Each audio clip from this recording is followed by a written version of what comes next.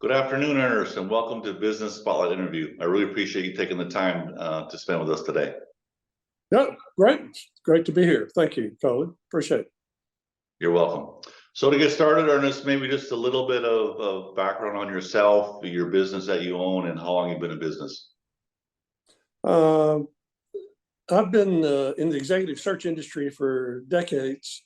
I ran the Southeast for one of the top 5 firms in the world for 15 years, and we sold that firm 2 or 3 times. And then after the last sale, I cranked up a boutique high-end executive search firm, so Beech Hill Group. So we recruit top executives from Boston to Miami to Dallas in a multitude of industries, from high tech to higher ed to manufacturing, foundations, universities, but pretty much in the C-suite is what we do. So most of our searches are a couple of $100,000 to $3 or $4 million comp package that we do. So I've been doing it for, our last time we sold our company was about 14 years ago.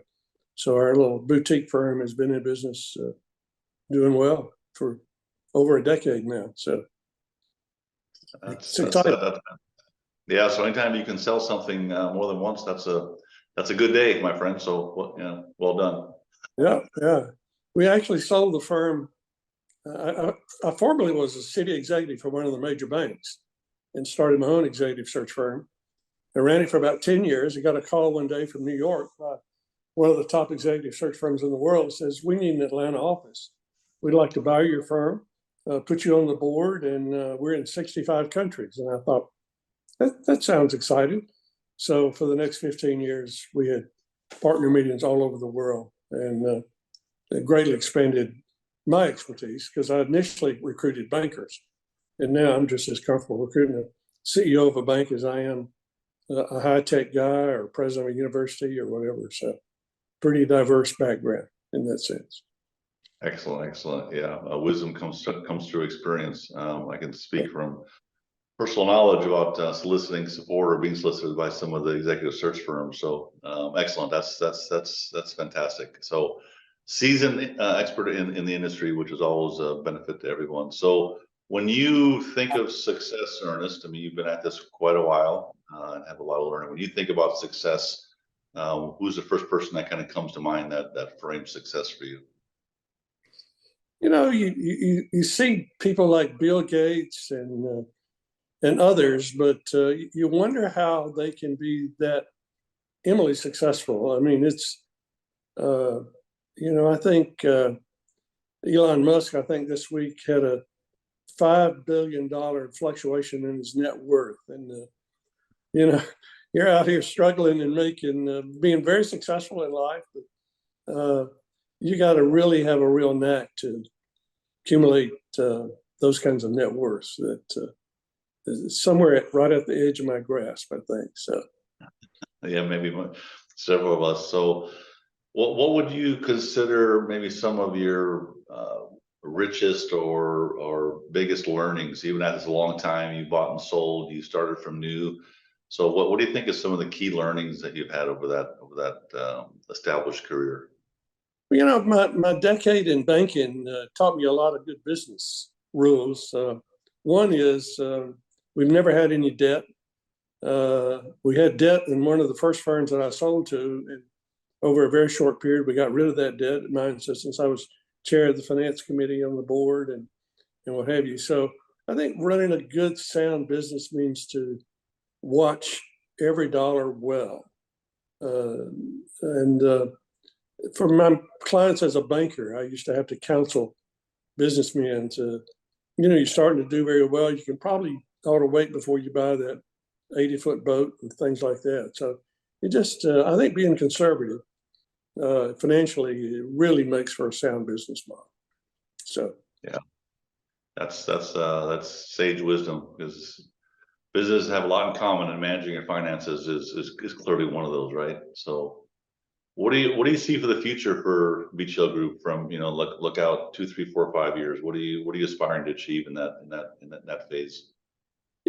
So much of our business is repeat business and referral business, and We have a nice volume of business. Our biggest concern is not to get overburdened with too much business. We have a small firm with about 4 or 5 employees, and we have clients that we've had for 25 years that we do all of their top level recruiting. And sometimes clients get gun ho and we need a lot more executives. So, we try to monitor, we're selective on what we do for our clients, and we do a good job of that. We make sure we've got all the attention we need to give on every executive search assignment we do. So it's sort of where we are. Yeah, that's a unusual constraint, right? Making sure that you manage your demand appropriately for your company. Most companies are chasing demand. So that's a great place to be, and I guess representative of your success. So well done. I got an email the other day from some small company that helps recruiting firms collect bad debts. And I thought, in decades I've been in business, I've never had a bad debt. And I would wonder about an executive search firm that's got bad debts that they can't collect. So that and quality service are 2 different things. That doesn't add up very well. I was unimpressed. Yeah, that's a great testimony. If you've been in business that long and have no bad debt, that speaks to your success and your client retention. So well done. So I'm based here in Newnan, my coaching firm. I think you're in South Atlanta, or where are you located at, Ernest? I live in Newnan. You live in Newnan as well. Oh, super. So downtown. Yeah. Downtown, I'm in the same place. So we're neighbors and don't even know it. That's right. So that's fantastic. So you mentioned 4 or 5 employees, something like that. So what's been your experience on attracting talent here in the local Newnan area? We have very few clients here. I mean, most of our clients that we deal with are, we deal primarily with CEOs and owners. And there are not very many companies here in Newnan headquartered here. We've recruited a few doctors for orthopedic surgeons here and things like that. I sit on the University Medical School board, and so I know a little bit about the medical field.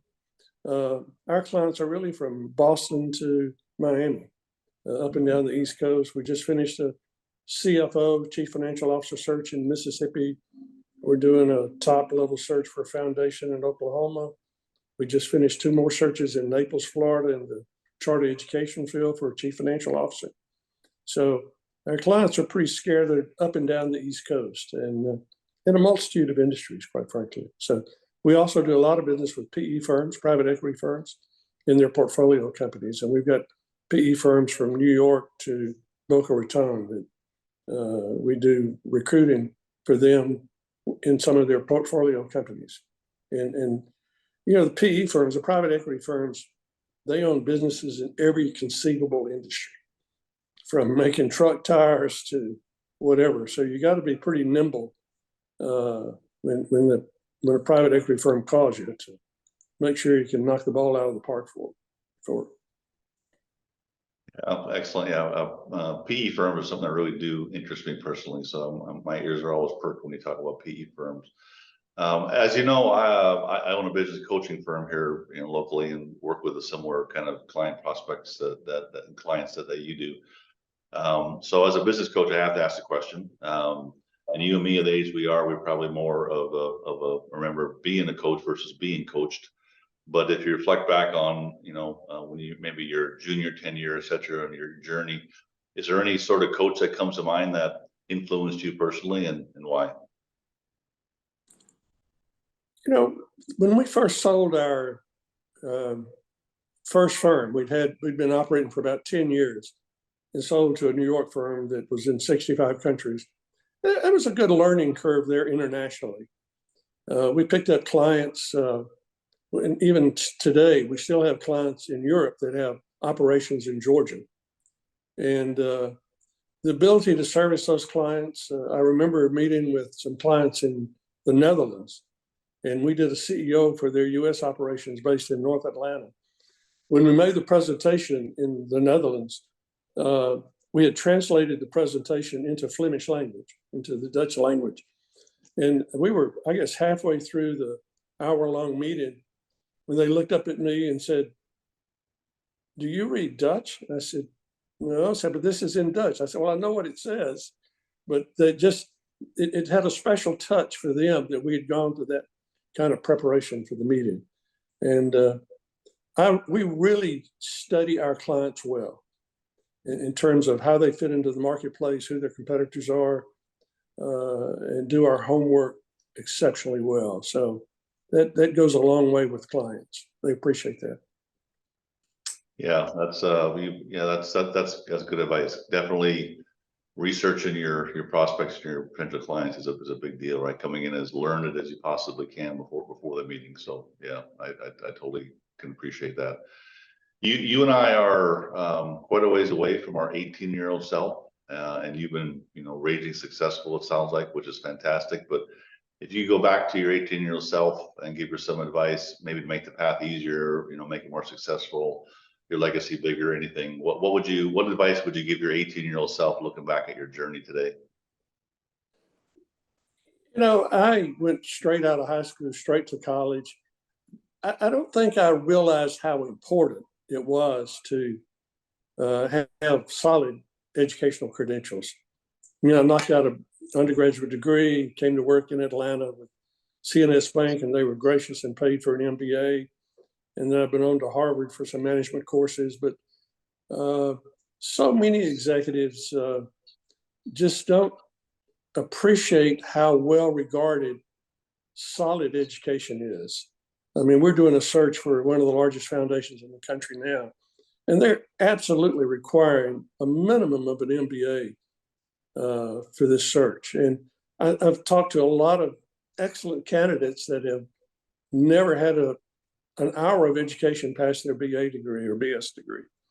And I think it just sets an executive a little bit above the rest of the crowd.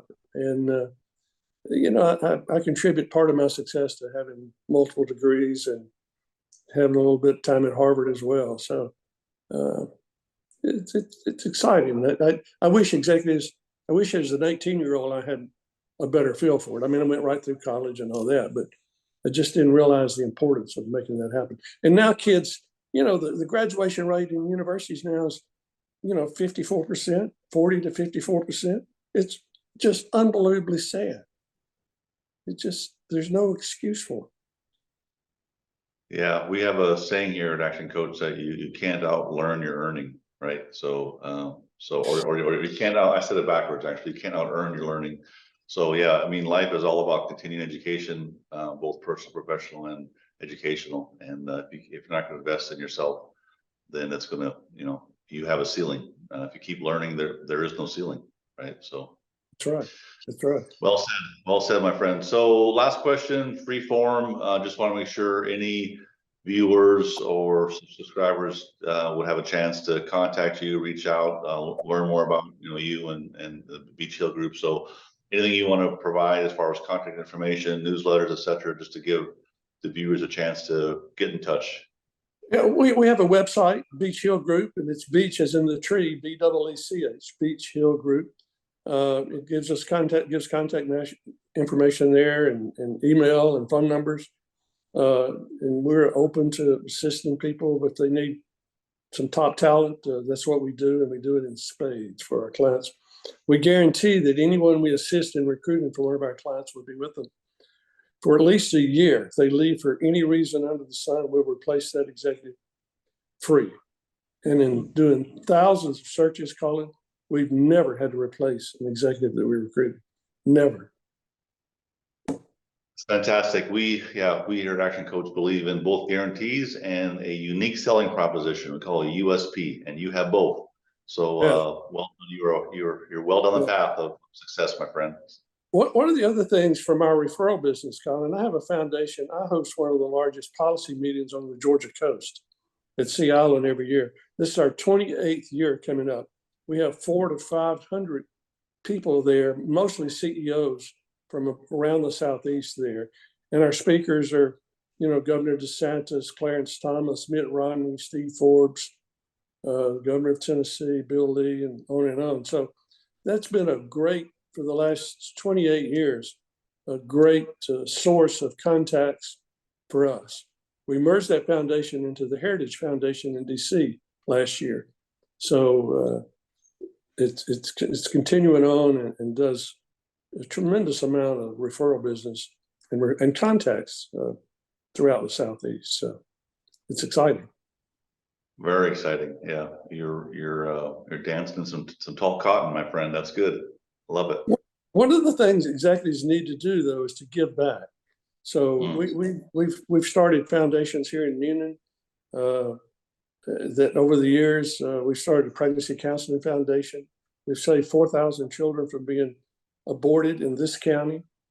Since last February 24th, my family has raised and delivered to Ukraine over $5 million worth of supplies to the Ukrainian people. Medical, army boots, walkie-talkies, drones, you name it. We're fixing to send another $500,000 of medicine in the next few weeks. So I think you got to give back some. That's such good advice, and you're paying it forward and backwards, and those things always come back 2, 3, 4, 5 fold from what you've given out. So you learn the lessons of life, and you're an inspiration, Ernest. I appreciate your time, excellent answers, and I look forward to learning more about you and your business, and wish you nothing but success going forward. Thank you very much. Appreciate it. Good to talk to you.